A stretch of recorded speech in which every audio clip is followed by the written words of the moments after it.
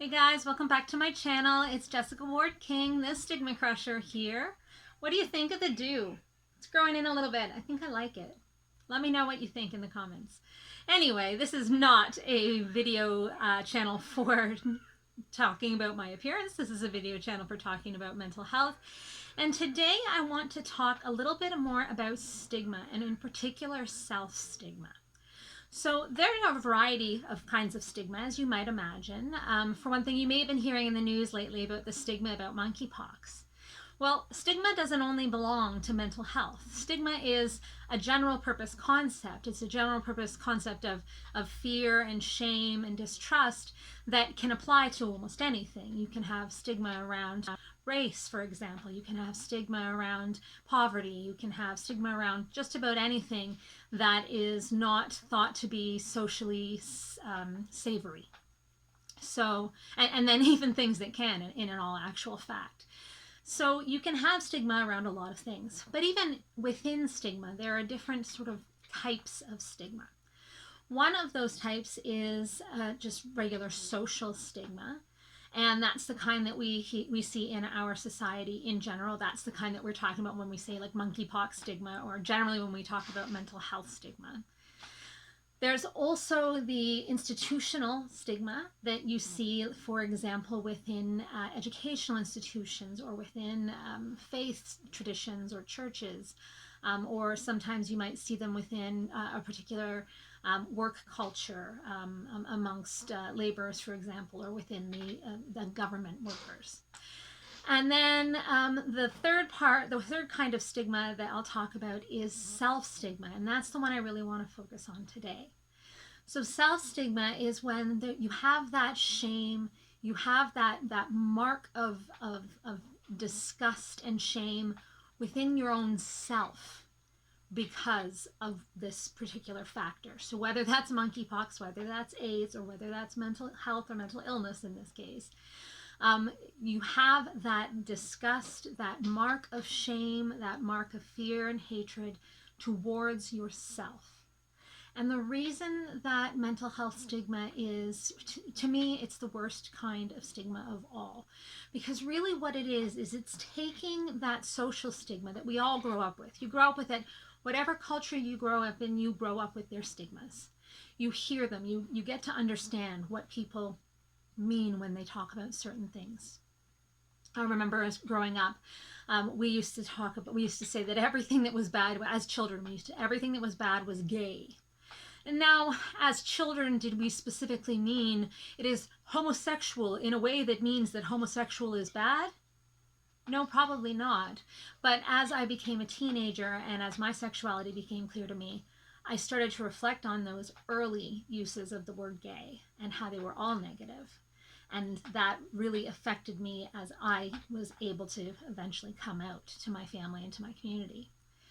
And so when we grow up with these things, sometimes they seem almost insidious. The use of terms like crazy, psycho, one flew over the cuckoo's nest, bing bong. I've done another video on it, on all the things I could think of. And some of you even came up and came up with new ones later, and I even came up with new ones after that. We have so many terms, funny terms, derogatory terms for mental health and mental illness. But they're just, they literally roll off the tongue because they're part of our general parlance, right? They're part of just how we speak and the terms that we use and what we say. So is the way that we understand people with psychiatric diagnoses, people with psychosis, for example. Quite often growing up, I used to see them as, it was something to use as a costume for Halloween, to be, the crazy inpatient at the psych hospital. It was a great Halloween costume, and you'd have what's it called, the straight jacket, and you'd have like the chains, and I mean it was iconic really at the time, and I'm afraid it still is, to be honest with you.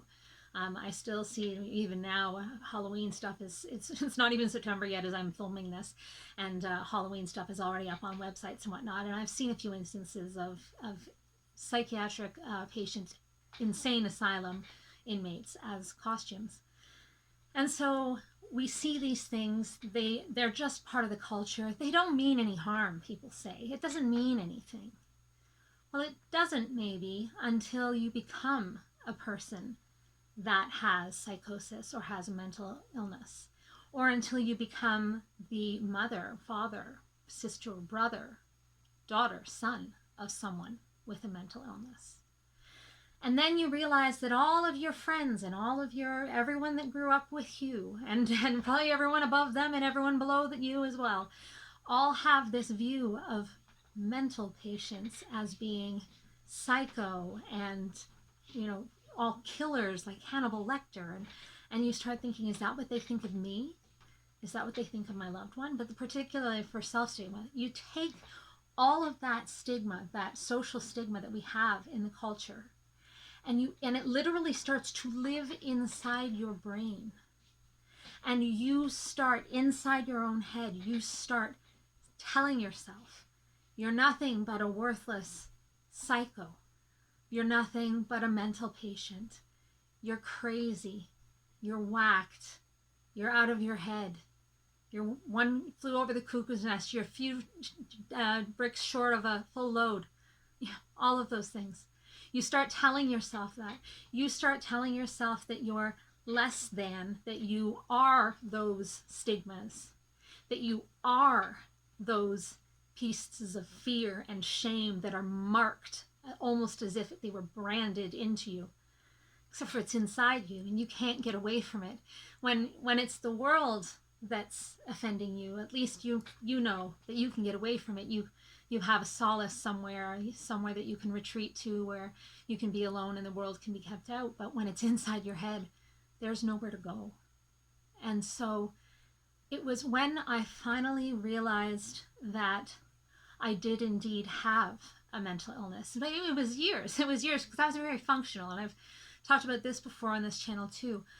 I'm very functional when I'm ill. I can be really quite ill and still be reasonably functional. And so I didn't believe them for years, for over 5 years, when they told me that I had mental illness.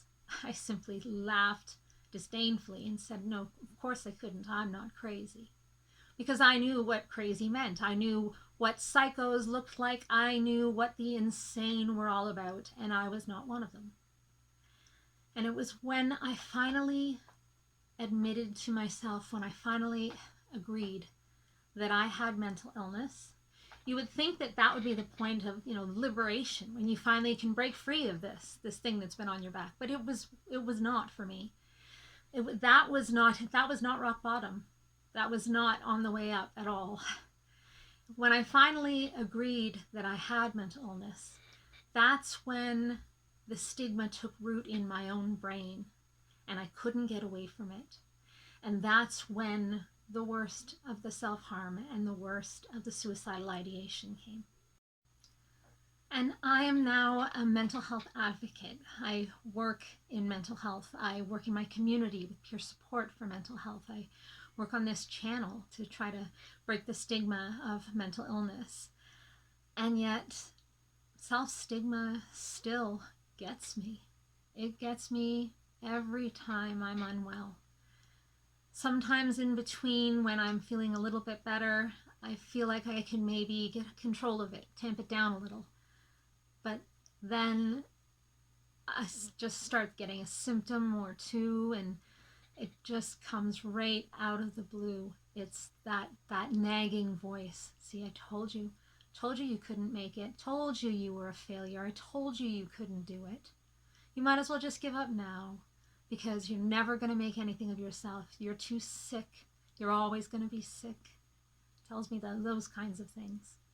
And these are the kinds of things that, nobody says them to my face, obviously, but I see them played out in movies. I hear them in the news about the poor mental patient that got away and was doomed to failure and doomed to suicide, and usually a suicide that's very romantic in some way. And I don't see how the self-stigma is going to stop.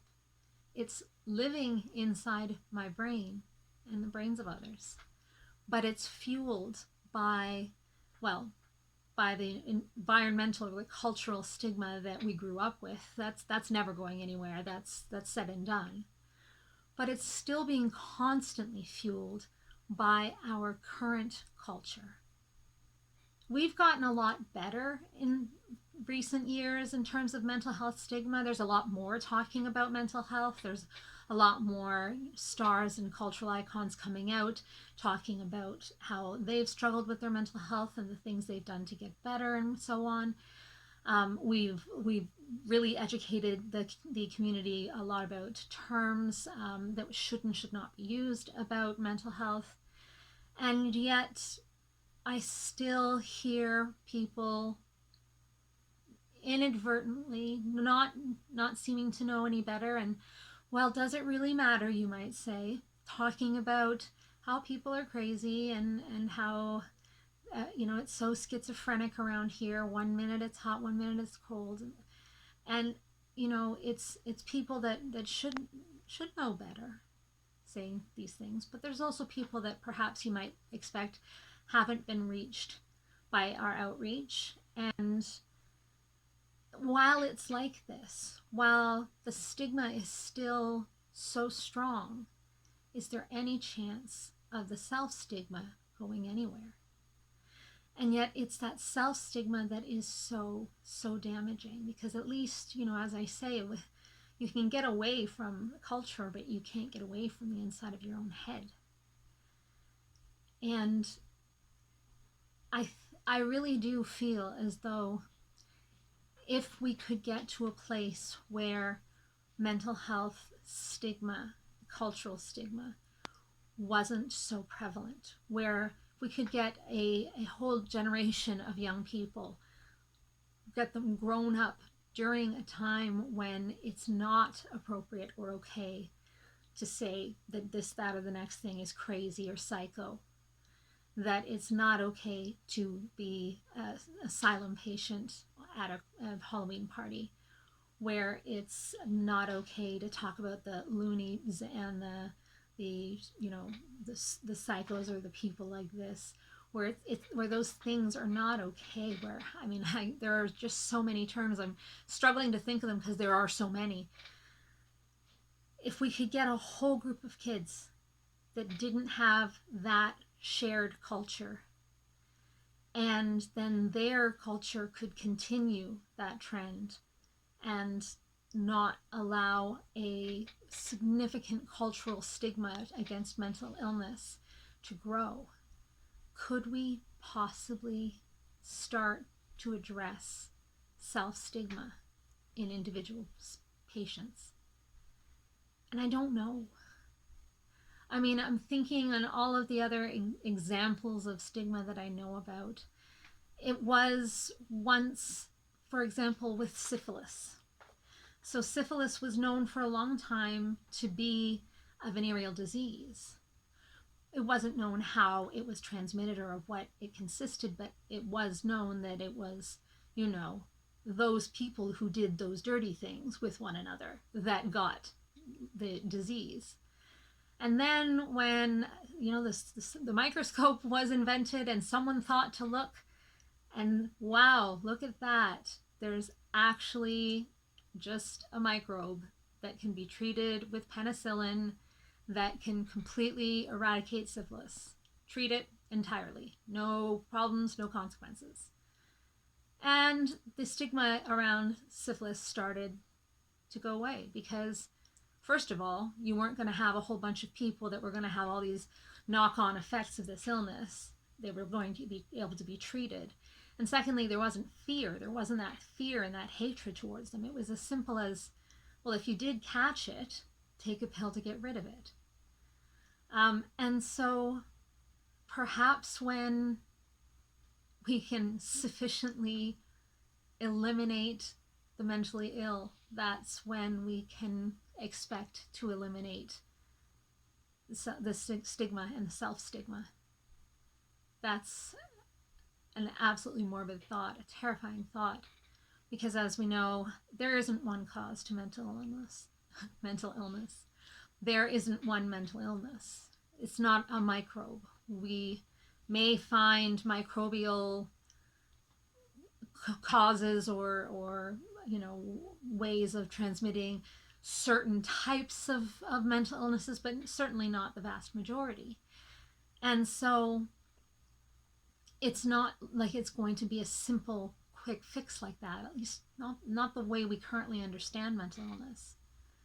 And so it just makes me wonder, because as I've mentioned, the self stigma has been the worst part of experiencing my mental illness. It's not the symptoms themselves, it's not the terrifying experience of auditory hallucinations and delusions, it's not the terrifying experience of suicidality or of being an inpatient on a psychiatric ward.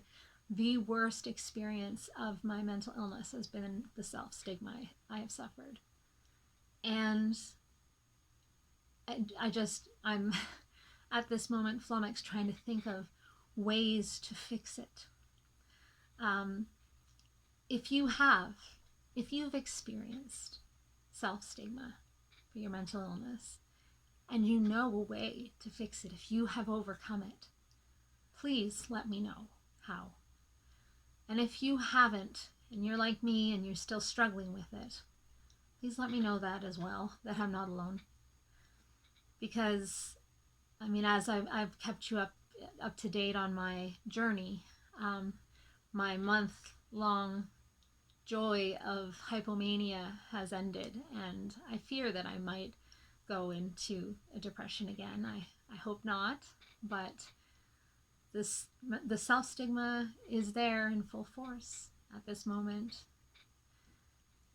So give me some hope if you've got it, and give me some fellowship if you've got that too. And I'll keep thinking on this self-stigma piece, because if we could cure that factor, I mean, that's a factor that definitely doesn't need to be there. It's not a symptom of the individual patients, it's a symptom of society's. And if that's something that society could take back and destroy, wouldn't that be something? That would help so much. All right, take care. Have a great week, everybody. Remember to click subscribe, and if you'd like to be notified each and every week, hit that notifications bell as well.